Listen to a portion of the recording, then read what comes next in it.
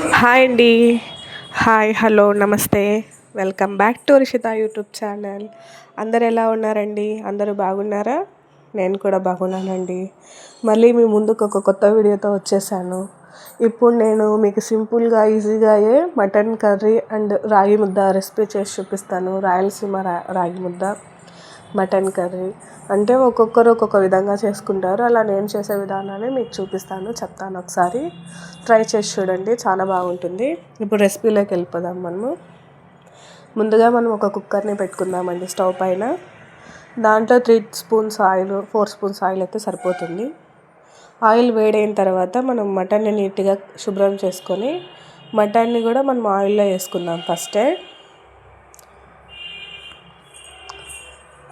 ఆయిల్లో వేసేటప్పుడు మటన్ కొంచెం అంటే కడిగి నీట్గా శుభ్రంగా వేస్తాం కాబట్టి అది కొంచెం నూనె ఎగురుతుందండి, జాగ్రత్తగా ఉండండి. నీట్గా వేసేసుకోండి. నేను ఇక్కడ కేజీ మటన్ తీసుకుంటున్నాను. కేజీ మటన్కి తగ్గట్టు మనం మసాలా, కారం పొడి, సాల్ట్ వేసుకుందాము. ముందుగా మనం మటన్ వేసుకుందామండి.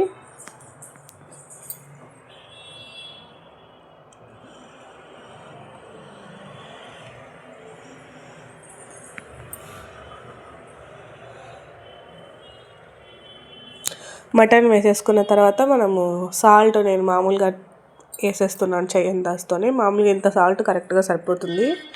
మనకి తక్కువ అనిపించదు, ఎక్కువ అనిపించదు. సాల్ట్ వేసేసుకున్న తర్వాత మనం పసుపు యాడ్ చేసుకుందాం దీంట్లోకి. పసుపు కూడా కొంచెం అయితే చాలండి, కొంచెం కలర్ వస్తుంది, కొంచెం బాగుంటుంది. తర్వాత కారం వచ్చేసి నేను మామూలుగా కేజీకి 3 స్పూన్స్, 3.5 అట్లా వేస్తాను. పిల్లలు ఉంటారు కాబట్టి ఒక్కొక్కసారి 3 స్పూన్స్ వేస్తాను కారము. కారం కూడా నేను మీకు స్పూన్స్ కూడా చూపిస్తానండి, నేను ఏ స్పూన్తో వేసాను అనేది. కారం వేసేస్తున్నాను ఇప్పుడు ధనియాల పొడి వేసుకుందాము. మనం ధనియాల పొడి కూడా నాది చిన్న స్పూన్ కాబట్టి అండి, కారం పొడి 3.5 వేసినాను. నేను ధనియాల పొడి 3 స్పూన్స్ వేస్తున్నాను. నేను కారం పొడి ఈ స్పూన్తో మెజర్మెంట్ తీసుకున్నాను, ధనియాల పొడి ఈ స్పూన్తో మెజర్మెంట్ తీసుకున్నాను. అట్లా మీ స్పూన్ని బట్టి మీరు తీసుకోండి, సరిపోతుంది.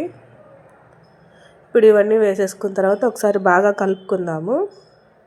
ఇప్పుడు ఇది మనం మీడియం ఫ్లేమ్లో పెట్టుకొని కారం వాసన పోయేలోపు మనం మసాలాకు రెడీ చేసుకుందాము.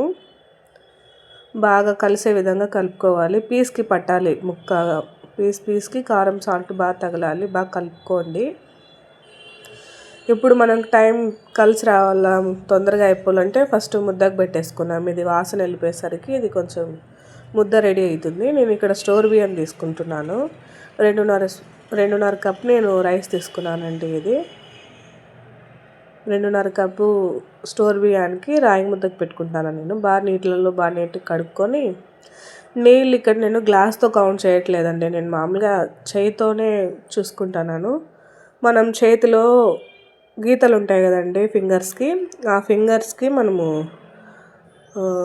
అంటే మధ్యవేలిలో సెకండ్ గీత వస్తుంది కదా లైన్, ఆ గీతకి కొంచెం పైగా ఉండేటట్టు వాటర్ ఉండేటట్టు చూసుకోండి.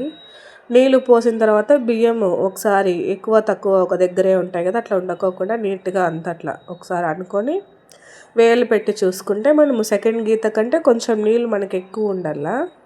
నేను అదే చూస్తున్నాను ఇక్కడ. అలా చూసిన తర్వాత కొంచెం దీంట్లోకి సాల్ట్ వేసేసి పొయ్యి మీద పెట్టేసుకుందాము. ఇది అయ్యేసరికి మనకి రాగి ముద్దను మటన్ రెండు ఒకేసారి అయిపోతాయి, తొందరగా టైం తీసుకోదు. చూడండి ఇక్కడ బాగా వేగిపోయింది. ఇప్పుడు మనం మసాలా వేసుకుందాము. నేను రాగి ముద్దకి పెట్టేసినాను, మటన్కి పెట్టేసినాను. ఇప్పుడు మసాలాకు చూడండి, కొబ్బరి కొంచెం ఇంచు దాల్చిన చెక్క, ఒక 4 లవంగాలు ఎట్లా అంటే నేను మామూలుగా ధనియాల పొడితో పాటే కొందరు ఆడిస్తారు, మేము అట్లా ఆడించాము, అందుకని నేను సపరేట్గా వేస్తున్నాను. మీరు లేదు నేను ధనియాల పొడితోనే పాటే ఉంది అనుకుంటే మీరు ఇవన్నీ వేసే అవసరం లేదు. నేను లేదు కాబట్టి ఇక్కడ సపరేట్గా యాడ్ చేస్తున్నాను. ఇప్పుడు ఇక్కడ నేను 3 టమాటాలు తీసుకున్నానండి. టమాటాలు బాగా ఎర్రగా ఉన్నాయి, బాగా నీట్గా శుభ్రం చేసుకొని బాగా తరుక్కొని వేసుకోండి. ఒక ఎర్రగడ్డ, ఒక 3 టమాటాలు, ఒక ఎర్రగడ్డ తీసుకోండి.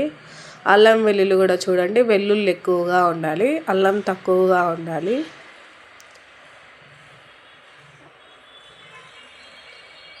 ఇప్పుడు ఎర్రగడ్డలు వేసేద్దాము.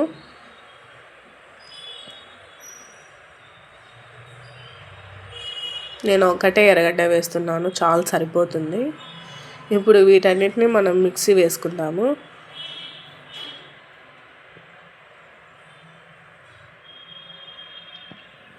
ఒకసారి అంతా మిక్సీ వేసుకొని దీంట్లోకి కొత్తిమీర కూడా వేసుకొని బాగా నీళ్ళల్లో కడుక్కున్న తర్వాత కొత్తిమీర వేసుకొని ఇది కూడా మిక్సీ పట్టించుకొని ఈ మటన్లోకి వేసుకొని ఒకసారి బాగా కలుపుకున్నామంతా.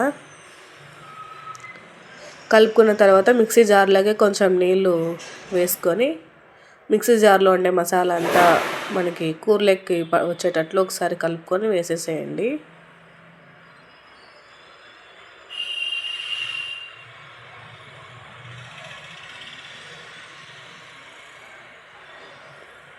ఇక్కడ నేను రైస్కి పెట్టాను కదండి ముద్దకి, అది కూడా పొంగు వస్తే మీడియం ఫ్లేమ్లో పెట్టుకొని ఉడికిస్తున్నాను. మసాలా కూడా బాగా ఉడికింది. ఇప్పుడు మనం నీళ్లు పోసేసుకుందాం దీంట్లోకి.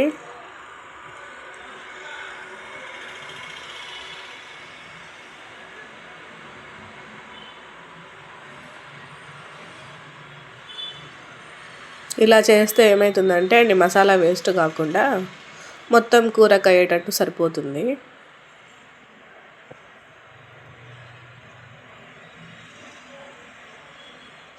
నీళ్ళు ఎన్ని పోసుకోవాలంటే మీకు గ్రేవీకి తగ్గట్టుగా పోసుకోండి. గ్రేవీ కొంచెం మాకు బాగా ఉండాలంటే కొన్ని నీళ్ళు ఎక్కువ వేసుకోండి. లేదు మాకు కొంచెం తక్కువ ఉన్నా సరిపోతుంది అనుకుంటే నీళ్ళు తగ్గించి పోసుకోండి. ఇక్కడ మనము కారం సాల్ట్ అడ్జస్ట్ చేసుకోవచ్చు. ఒకసారి మీరు కూర ఉడకబట్టిన తర్వాత కొంచెం టేస్ట్ చేసి మీకు కారం ఎక్కువ అనిపిస్తే, కారం తక్కువ అనిపిస్తే కొంచెం కారం వేసుకోండి. సాల్ట్ తక్కువ అనిపించినా వేసుకోవచ్చు. ఇదంతా మనం ఉడికేంత వరకు కాసేపు వదిలేసాము. నేను మసాలా ఏం లేకోకుండా నీట్గా వేసేసాను. చూడండి, ఇక్కడ కూర ఉడకబట్టింది కదా, ఉడకబట్టేంత వరకు ఉండాలి బాగా, ఎందుకంటే కారం వాసన ఏముండదు మనకు. మసాలా కూడా పచ్చిదంతా బాగా వేగుతుంది కాబట్టి సరిపోతుంది. ఇప్పుడు కుక్కర్కి మూత పెట్టుకుందాము. నేను ఇక్కడ ఊరికే అట్లా పెట్టి చూపిస్తున్నాను, నేను మరీ అంటే నీట్గా పెట్టుకొని చూపిస్తాను మీకు.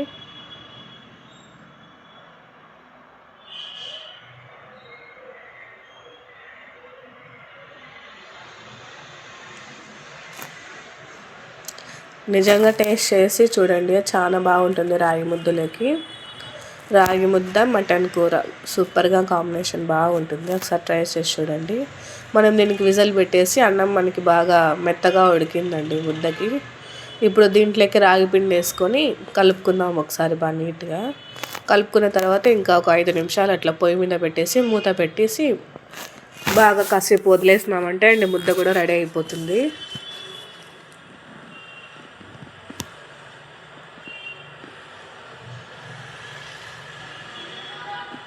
ఇక్కడ విజిల్ వస్తూ ఉంటుంది, కౌంట్ చేసుకోండి. మటన్కి పెట్టిన తర్వాత నేను అది 5 విజిల్లు పెట్టిస్తానండి. ఎక్కువ ముదురుది అనిపిస్తే మటుకు ఒక 6 విజిల్ 7 విజిల్ వేపిస్తాను. ఇప్పుడైతే నేను 5 విజిల్లే వేపిస్తున్నాను. 5 విజిల్ తర్వాత ప్రెషర్ పోయేంత వరకు వదిలేసి మనం ఆఫ్ చేసుకుంటే సరిపోతుంది. చూడండి, మీకు సరిపోలేదు అనుకుంటే ఇంకొక విజిల్ వేసి చూడండి.